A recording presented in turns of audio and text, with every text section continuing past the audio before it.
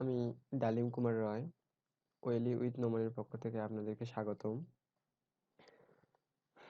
আমার গত টিউটোরিয়ালে আমি আপনাদেরকে শিখিয়েছি যে কিভাবে ভেরিয়েবল ভিউতে গিয়ে ভেরিয়েবল লিখতে হয় এবং এই ভেরিয়েবল লিখে এর লেবেল কিভাবে প্রকাশ করতে হয়।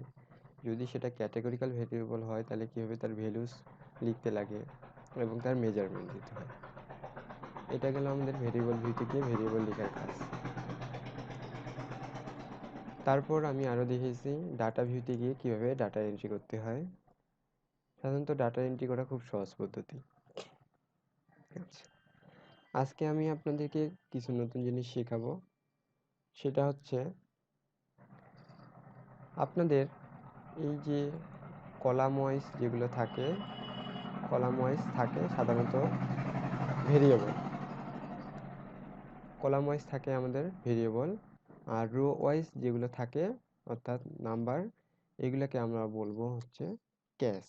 তো এখন আমাদের যদি কোনো ভেরিয়েবল মিসিং হয়ে যায়, অর্থাৎ আমরা একটি ভেরিয়েবল লিখি নাই, তাহলে আমাদের ওই ভেরিয়েবলটা লেখার জন্য কি কাজ করতে হবে সেটাই আজকে আমরা শিখব।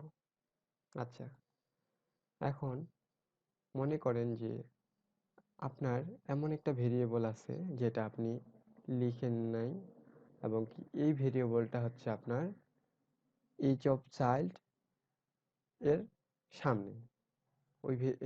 নতুন ভেরিয়েবলটা আছে আপনার এইচ অফ চাইল্ডের সামনে। আচ্ছা, তাহলে আপনি এইচ অফ চাইল্ডের সামনে ডান বাটন ক্লিক করে ইনসার্ট ভেরিয়েবল ক্লিক করবেন। ইনসার্ট ভেরিয়েবল ক্লিক করলে আপনার একটা নতুন ভেরিয়েবল দেখাবে var 00001।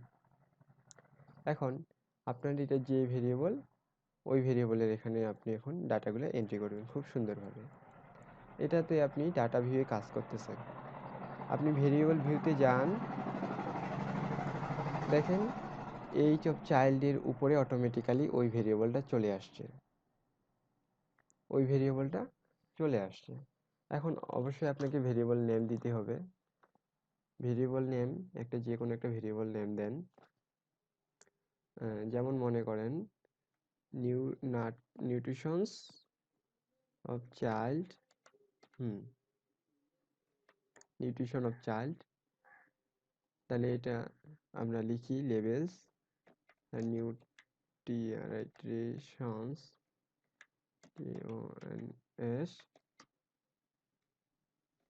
Of child child. Unknown হচ্ছে আমাদের স্কেল।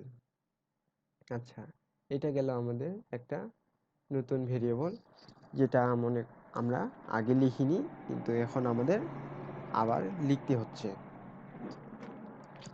আচ্ছা, আমরা ডাটা ভিউ গেলাম, এই যে নাট চাইল্ড চলে আসছে। অর্থাৎ এখন যদি আমরা ডাটাগুলো এন্ট্রি করি তাহলে অটোমেটিক্যালি আমাদের ডাটাগুলো এন্ট্রি করা চলে যাবে। 40টা হাউস হোল্ডের জন্য আমাদের ডাটাগুলো এন্ট্রি করা যাবে।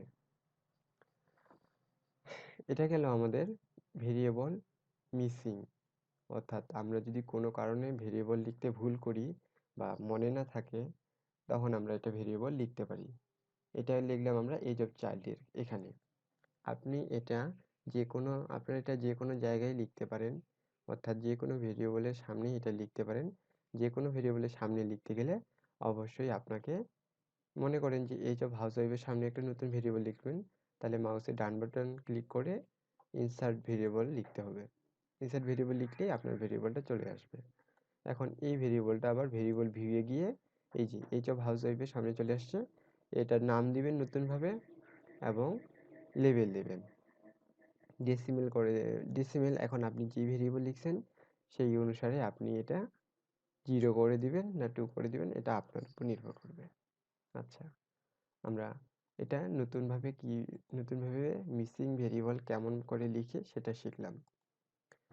এখন আপনার এই ভেরিয়েবলটার কোনো প্রয়োজন নেই। মনে করেন যে আপনি এই ভেরিয়েবলটা অনেক আগেই লিখছেন, অর্থাৎ প্রথমে যখন ডাটাগুলো এন্ট্রি করেন বা ভেরিয়েবল ভিউতে প্রথমে ভেরিয়েবল এন্ট্রি করেন তখনই লিখছেন, কিন্তু আপনি দেখতেছেন যে এই ভেরিয়েবলটা আপনার কোনো প্রয়োজন নেই, তাহলে এই ভেরিয়েবলটা আপনি ডিলিট করেন, অর্থাৎ ক্লিয়ার করতে হবে আপনাকে।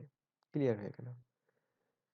আপনি এখন ভাবতেছেন যে ডিলিট করার পর আপনি এখন ভাবতেছেন যে না, ওই ভেরিয়েবলটা আমার দরকার। তাহলে আপনি এটা আবার ফিরিয়ে আনতে পারবেন। ফিরিয়ে আনার জন্য আপনাকে এখানে যে এই নীল অর্থাৎ আনডু ইউজার অ্যাকশনে ক্লিক করলেই আপনার ওই ভেরিয়েবলটা আবার চলে আসবে। এরকম ক্ষেত্রে আপনি প্রত্যেকটা ভেরিয়েবলই ডিলিট করে আবার ফিরে পাবেন। যেমন মনে করেন আমি ওয়েট অফ চাইল্ড এটাকে আমি ক্লিয়ার করলাম। এখন আমি ভাবতেছি যে না, ওয়েট অফ চাইল্ড আমার প্রয়োজন আছে। প্রয়োজন যেহেতু আছে সেহেতু আমি এটা আবার আন্ডু ইউজার অ্যাকশনে যাব এবং ওখানে ক্লিক করলেই ওই ভেরিয়েবলটা পুনরায় ফিরে পাওয়া যাবে। অর্থাৎ আমি ভেরিয়েবল ডিলিট করে আবার ভেরিয়েবল কিভাবে ফিরে পাচ্ছি এটা আমি দেখতে পাচ্ছি, এবং কি নতুন কিভাবে আমি আবার ভেরিয়েবল লিখতে পারবো সেটাও আমি দেখতে পাচ্ছি। এবার মনে করেন আপনি মান্থলি ইনকামটাকে, এটা সবার এটা অনেক পিছনে আছে এই ভেরিয়েবলটা। এখন এই ভেরিয়েবলটাকে আপনি সামনে বা অন্য কোনো জায়গায় এক্সচেঞ্জ করতে চান, তাহলে মান্থলি ইনকাম ভেরিয়েবলের এখানে ক্লিক করেই ধরে আপনি যেখানে এই মান্থলি ইনকামকে নিয়ে আসতে চান সেখানে আসে সারিয়ে দিতে হবে। মান্থলি ইনকামের এখানে মাউসের ক্লিক করে ধরে আমি মনে করেন এডুকেশন অফ হাউস হোল্ড হেলথের এখানে নিয়ে আসবো, তাহলে এখানে আমি ছাড়ে দিলাম। এই যে চলে আসলো, আমার মান্থলি ইনকামও চলে আসলো। এটা আপনার অটোমেটিক্যালি ভেরিয়েবল ভিউতে যেয়ে চলে আসবে monthly income of household health. এখন আপনি education of household health এটাকেও এক্সচেঞ্জ করতে চান, অর্থাৎ এই ভেরিয়েবলটা এখানে না রেখে সবার শেষে রাখতে চান, তাহলে আপনাকে আবার মাউসের সাহায্যে ক্লিক করে ধরে রেখে আপনাকে এটা সবার শেষে যদি দিতে চান তাহলে দিতে পারেন। এই আমি এখানে দিলাম, এখানে, তাহলে আপনাকে এটা ছাড়িয়ে দিতে হবে, চলে আসলো অটোমেটিক্যালি। এটা গেল আমাদের ভেরিয়েবল এক্সচেঞ্জ এবং কিভাবে আমরা ভেরিয়েবল ডিলিট করে পুনরায় ভেরিয়েবল পাবো এবং নতুনভাবে কিভাবে আমরা ভেরিয়েবল লিখব। এটা গেল আমাদের কলাম ওয়াইজ ভেরিয়েবল লেখার নিয়ম। এখন আমরা রো ওয়াইজ কিছু প্রবলেম করব। এখন রো ওয়াইজ যেগুলো থাকে এগুলোকে আমরা ক্যাশ বলছি। মনে করেন যে আপনার এই 8 নাম্বার সিরিয়াল নাম্বার 8 অর্থাৎ এই এই হাউস হোল্ডের প্রত্যেকটা ডেটাই আপনার ভুল। তাহলে প্রত্যেকটা ডেটাই যেহেতু ভুল সেহেতু আপনি এটাকে ক্লিয়ার করে দিলেন, ঠিক ভেরিয়েবল যেভাবে ক্লিয়ার করছেন। তাহলে এই হাউস হোল্ড ক্লিয়ার করলে আপনার এখন হাউস হোল্ড হয়ে গেল 39টা। আগে আমাদের হাউস হোল্ড ছিল 40টা, এখন আপনার হাউস হোল্ড হয়ে গেল 39টা, এই যে এখানে। আচ্ছা, কারণ আমাদের এখানে 7 আছে, 8 নেই। 8 নম্বর হাউস হোল্ডটা আমাদের ডিলিট করা হয়েছে। এখন আপনি এটাকে এই হাউস হোল্ডটা যদি আপনি ভাবেন যে না ওটা আমার ভালোই ছিল, তাহলে আপনি আবার আন্ডু অ্যাকশন ইউজার অ্যাকশনে যাবেন, অটোমেটিক্যালি চলে আসবে। আচ্ছা, এখন মনে করেন যে আপনি আরেকটা নতুন হাউস হোল্ড নেবেন, তাহলে আপনাকে নতুন হাউস হোল্ড নেওয়ার জন্য আপনি এটা কত নাম্বারে নেবেন? মনে করেন ওই হাউস হোল্ডটা আছে আপনার 15 নম্বর হাউস হোল্ডের পরে, তাহলে অবশ্যই 15 নম্বর হাউস হোল্ডের পরে আপনাকে ইনসার্ট ক্যাশেস করতে হবে। ইনসার্ট ক্যাশেস করলে 15 নম্বর হাউস হোল্ডে যদি সামনে থাকে তাহলে এই যে এখানে 14 পর একটা খালি চলে আসছে, এখানে আপনি একটা নতুন হাউস হোল্ড লিখে দিতে পারেন। তার মানে এই হাউস হোল্ডের আপনি নতুনভাবে যে কোনো জায়গায় এটা নিতে পারবেন। এখানে আমি 14 পরে নিচ্ছি, আপনি 30-এর পর বা 31-এর পর যে কোনো জায়গায় আপনি নতুনভাবে একটা হাউস হোল্ড নিয়ে তার age of household health, monthly income of household health, age of housewife, এই ডাটাগুলো ভেরিয়েবলের প্রত্যেকটা ডাটাগুলোই আপনি এন্ট্রি করতে পারবেন।